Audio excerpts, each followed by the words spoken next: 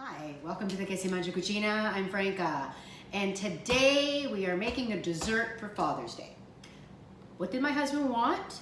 He didn't want Bombay, he didn't want cannoli, he didn't want donuts. He wanted the old-fashioned traditional tiramisu. So today I'm going to walk you through the techniques for making the tiramisu.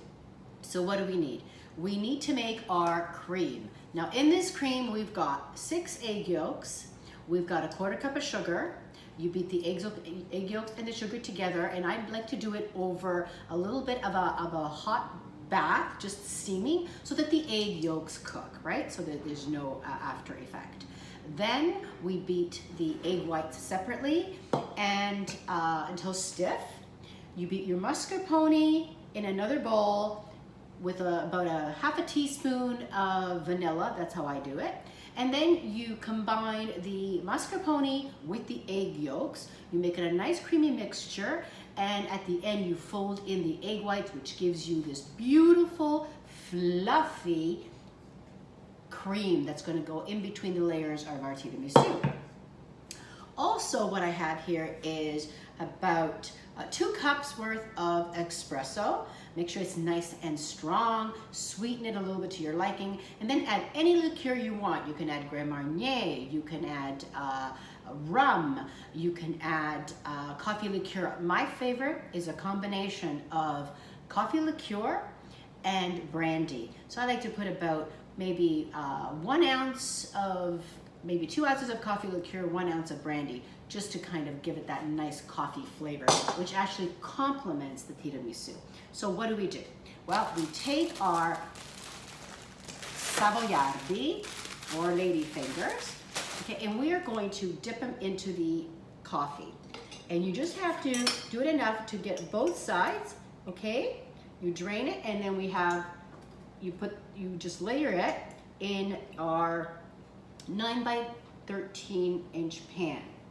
Okay, just enough to get both sides, and also make sure that the coffee isn't too hot, right? Because what you don't want is the ladyfingers just falling apart. So I would say that in order of what you need to do first, you would make the coffee mixture first, and you just set it aside.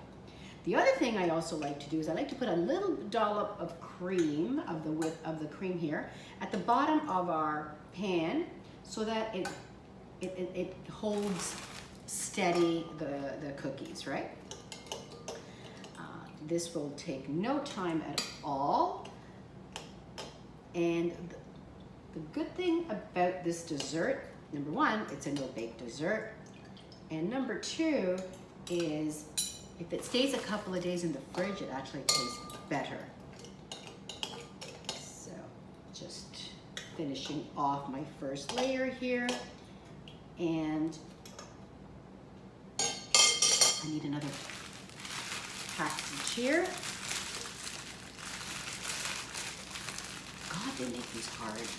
You know, some of these things, when they say that they are child-proof, they're also adult-proof.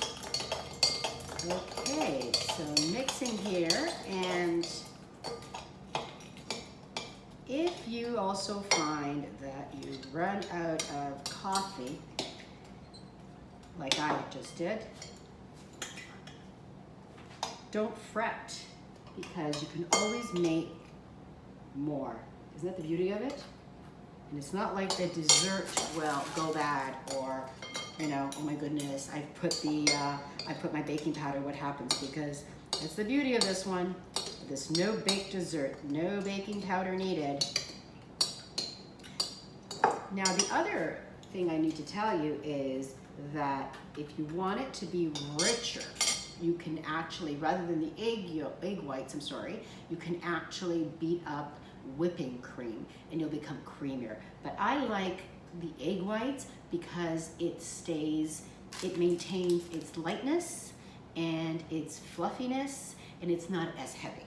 Okay, so we're going to be right back. I just want to finish doing the first layer, and then I'm going to show you how to put the cream, and followed by the other layers. Don't touch that dial. Hi, we're back, and I started to put the cream on the second layer. This is the fun part, as well as, you know, when those cookies break, you taste a little bit. Why not, right? A little bit for the cook is always good. And at the end of the day, you have to taste your creation because you have to know how the others are going to be reacting, right? And if it's, is it enough sugar? Does it need a little bit more cocoa? Does it need a little bit more alcohol? Of course, you know, I want to say that you could make this alcohol free. You could just put vanilla flavoring, raspberry flavoring, whatever flavoring you want. Okay, so it does not have to be alcoholic. All right, there we go. They even have rum flavoring out there, so by all means. Okay, so now, as you can see, gorgeous. We're going to take some of our cocoa. We're going to put it in a spatula or in a sieve. Did I say spatula? Sieve. Here we go. And we just sprinkle on top with this beautiful dark cocoa. It's amazing how cocoa and chocolate all go together, isn't it? And it just intensifies the flavor.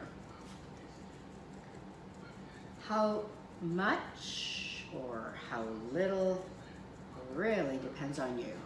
I like mine covered, so I'm just going to put a little bit more.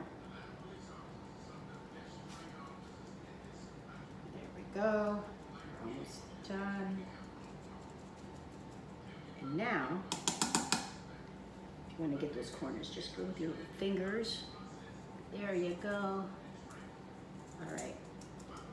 Okay, now I like to give it an extra kick, and so a nice dark or semi-sweet chocolate or any chocolate of your choice, and I just like to shave it on top.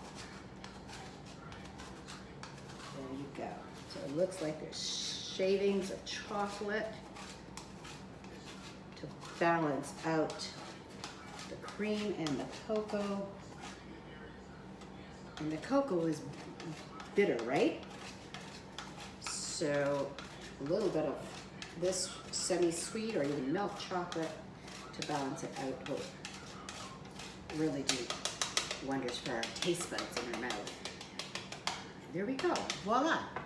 So what is left to do is let's clean up our beautiful pan here. Let's just wipe it right clean, right like that, all over. There we go.